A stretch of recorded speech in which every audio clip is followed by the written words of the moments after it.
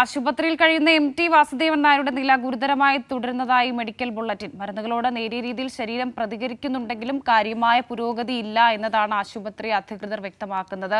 വിവരങ്ങളുമായി KT സ്വാലിഹ് കൂടി ചേരുന്നുണ്ട്. സ്വാലിഹ്, നേരത്തെ ഈ മരുന്നുകളോട് പ്രതികരിക്കുന്നുണ്ട് എന്നുള്ള ഒരു വാർത്ത വന്നിരുന്നു. പക്ഷേ ഇപ്പോൾ വീണ്ടും അദ്ദേഹത്തിന്റെ ആരോഗ്യനില ഗുരുതരമായി തുടരുന്നു എന്നാണ് വാർത്തകൾ വരുന്നതല്ലേ?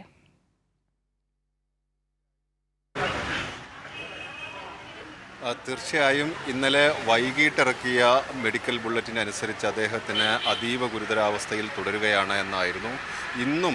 ഇന്ന് രാവിലെ വന്ന മെഡിക്കൽ ബുള്ളറ്റിനും സമാന രീതിയിൽ തന്നെയാണുള്ളത്. പക്ഷേ മരുന്നുകളോട് പോസിറ്റീവായി പ്രതികരിക്കുന്നുണ്ട് എന്ന് മെഡിക്കൽ ബുള്ളറ്റിനിൽ പറയുന്നുണ്ട്.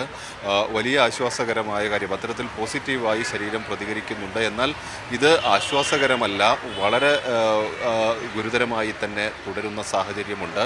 ഇന്ന് അദ്ദേഹത്തിൻ്റെ സുഹൃത്തുക്കളൊക്കെ അദ്ദേഹത്തെ കണ്ടിരുന്നു. കണ്ണ് തുറന്ന് അല്പസമയം മുമ്പ് സംവിധായകൻ ജയരാജ് പറഞ്ഞത് അദ്ദേഹം കണ്ണ് തുറന്നിരുന്നു, കൈകൾ അനക്കുന്നുണ്ട്. അതേസമയം പൂർണ്ണമായി അദ്ദേഹം കോൺഷ്യസ് അല്ല എന്ന് അദ്ദേഹം പറയുന്നുണ്ട്. ഡോക്ടർമാരുമായി സംസാരിച്ചിരുന്നു.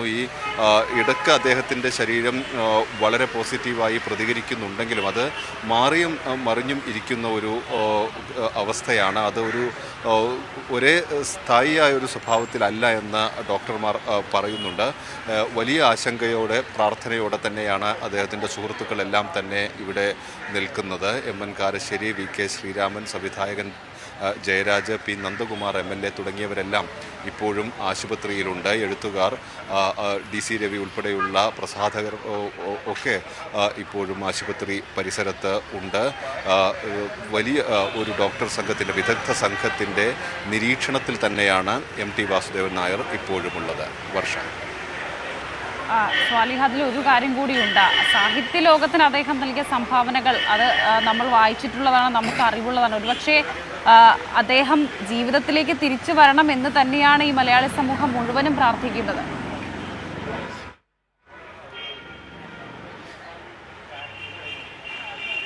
തീർച്ചയായും അദ്ദേഹത്തിൻ്റെ സുഹൃത്തുക്കളും ഒപ്പം ഈ മലയാള സാഹിത്യമായാലും സിനിമയായാലും ഒക്കെ അദ്ദേഹത്തെ സ്നേഹിക്കുന്ന ആളുകളെല്ലാം തന്നെ വലിയ പ്രാർത്ഥനയോടെയും പ്രതീക്ഷയോടെയും ഒക്കെ കാത്തിരിക്കുന്ന നിമിഷങ്ങൾ തന്നെയാണ്.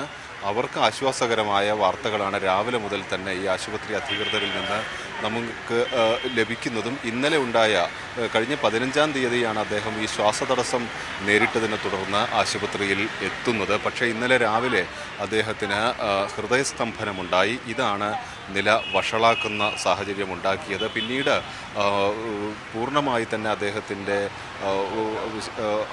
ഹൃദയം ഉൾപ്പെടെ പ്രവർത്തനരഹിതമാകുന്ന സാഹചര്യമുണ്ടായിരുന്നു. വെന്റിലേറ്റർ നൽകേണ്ടെന്ന് ബന്ധുക്കളോട് അദ്ദേഹം നിർദ്ദേശിച്ചതനുസരിച്ച് അതിലേക്ക് മാറ്റാനുള്ള ശ്രമവും പിന്നീട് ഉപേക്ഷിച്ചു.